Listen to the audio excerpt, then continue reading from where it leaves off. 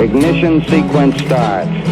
6, 5, 4, 3, 2, 1, 0. Liftoff. We have a liftoff.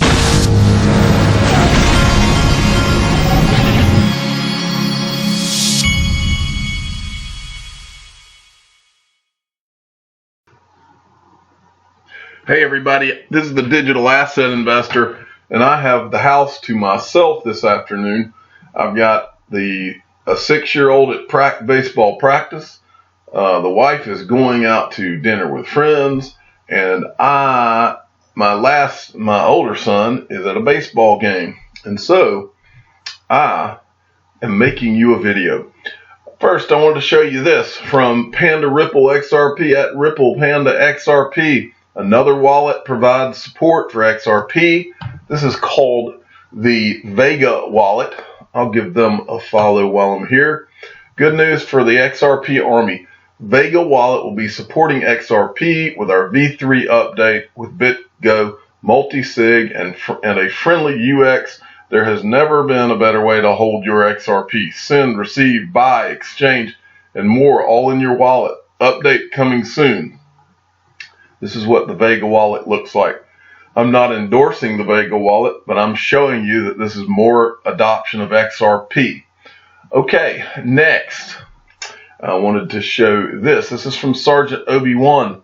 Ripple moves 107 million XRP as crypto whales push $85 million in Bitcoin and Ethereum. Whales moving digital assets. Well, in my opinion, this is just some last-minute over-the-counter buys maybe because they're starting to see what's going on with the movement of a lot of these digital assets. I think Bitcoin crossed 5,300 today, and someone told me today that they had a source that told them they were expecting somewhere in the $7,100 $7,100 Bitcoin in the month of May. That's what I heard today, and that was just from someone who would know, or someone that's just a projection of like an analyst or something like that with a traditional firm. Anyway, this is all interesting. Things are happening behind the scenes, folks. Brian Melancholy XRP at Mike Honcho _11. He's knocking it out of the park these days. He heard me talking about how John McAfee had said that. Well, let me back up. Love for Crypto sent a tweet out, and he said that he thought it was real, and it looked like a tweet from John McAfee. And he said that John McAfee had deleted the tweet. Okay, put it up and then deleted it, where he was saying that Joel Katz, who is David Schwartz from Ripple, was Satoshi Nakamoto. This morning I told you some of my thoughts on it. Who knows? I have to the way I look at this is David Schwartz has never been anything in my watching him except honest and straightforward and very intelligent in what he talks about.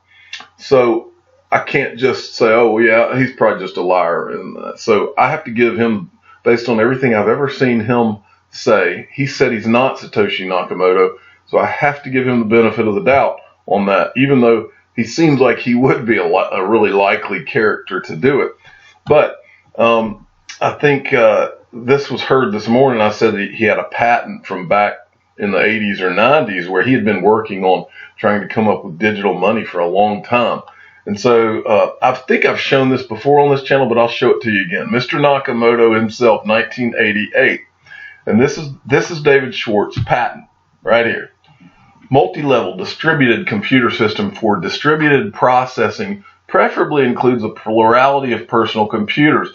A task inputted to the system is divided into a plurality of portions. As many of the portions as possible are distributed for processing on the lowest level of the system. Those portions unprocessed on the lowest level are distributed for processing in the next lowest level.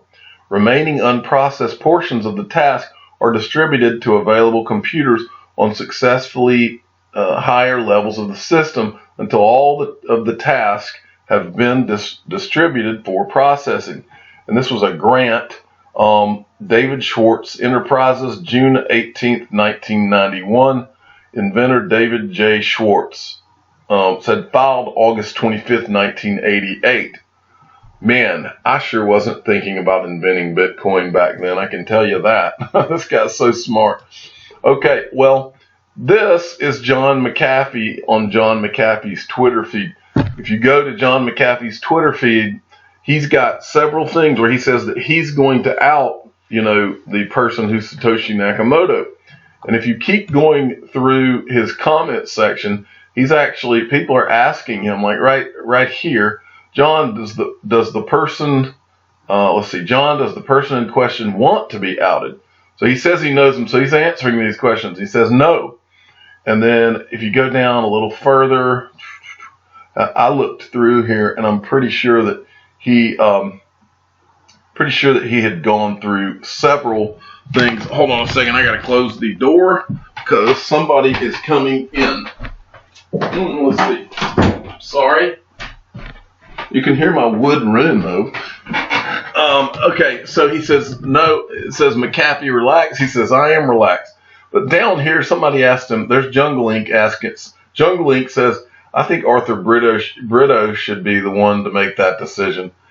John, come on, come where? You think I should not out him? And then he says you 100% should out him. We'll put this entire nonsense to rest. Thank you. It's not a nice story, by the way. John, does Satoshi still have access to the Satoshi wallet holding 1 million Bitcoin? Yes.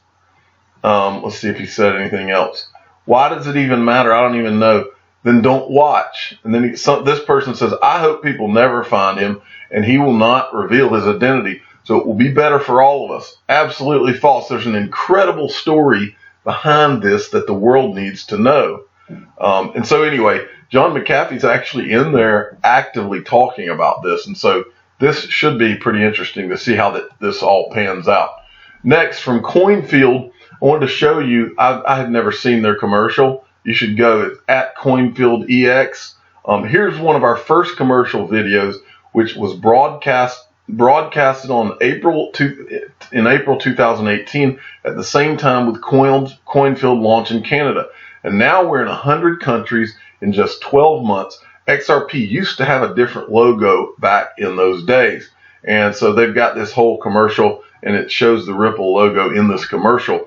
But if you're in Canada or any of those 100 countries, not the United States, I put a link to, you can go and sign up for Coinfield to buy and sell digital assets. There's a link to this in all my videos.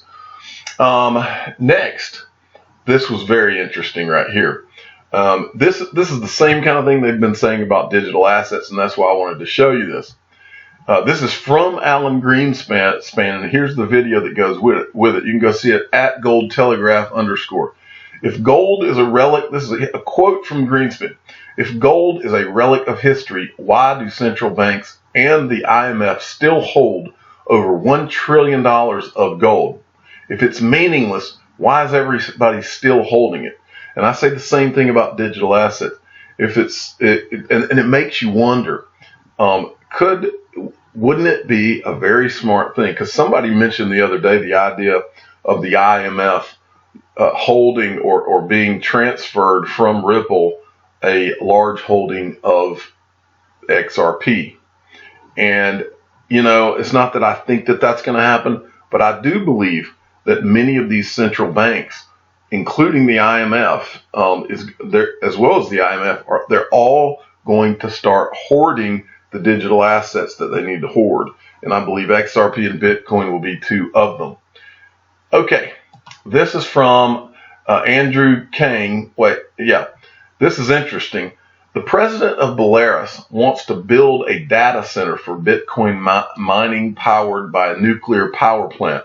First of many dominoes to fall in the government promotion of crypto.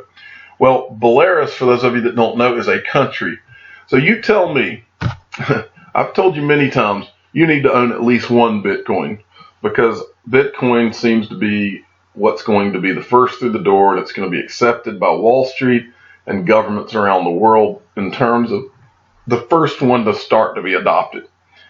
And so I think everybody would be crazy not to try to own at least one Bitcoin, because when you have entire countries gearing up to mine Bitcoin, at some point all of this mining is going to be over, and the mining is going to hit a wall, and then all you have is, like, you might have as little as 15 to 17 million Bitcoin, because a lot of the private keys have been lost.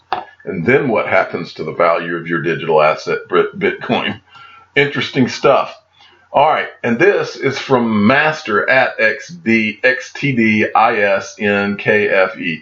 IMF's Lagarde, but we aren't talking Bitcoin here. So they're on stage and they're talking about crypto and digital assets, and she literally chimes in and says, well, wait a minute, we're not talking about Bitcoin here. In other words, that's not even in the discussion here as far as serious digital assets. And you could tell that she's made these type of comments before. Interesting. Sergeant Obi-Wan, presidential candidate Andrew Yang calls for clear guidelines on crypto. So guess what happens when these presidential candidates in the United States are running for the next year or so on TV 24 hours a day, and they're talking about crypto and how we need better regulation and clear guidelines? That is going to push adoption big time. And next, I told you that VeChain was designing these shoes, and they were going to have a chip in the shoes, and they're designing them for the Game of Thrones stars, is the way I read it. This is an actual video of them making the shoes that they're making. When you play the Game of Thrones with these on, there's only winning. And so you can watch this. It's got the Game of Thrones music while you see them make some of these things by hand. Pretty cool. Next, this is really interesting. Cardano has moved its ADA holdings to a new wallet. It says Cardano Foundation reveals its ADA holdings. The Zug-based Cardano Foundation is bringing more transparency to the table by publishing a link to its new wallet. And here is Cardano's new wallet. They own 648,176,761.6 ADA. That's roughly $50-something million worth of Cardano, is the way I calculated it. I'm the digital asset investor. I'm not an investment advisor. This is for entertainment purposes only. Please subscribe and hit the like button. And tell your friends and family that Cardano has over 648 million. The Cardano Foundation has over 648 million ADA. Thanks for listening.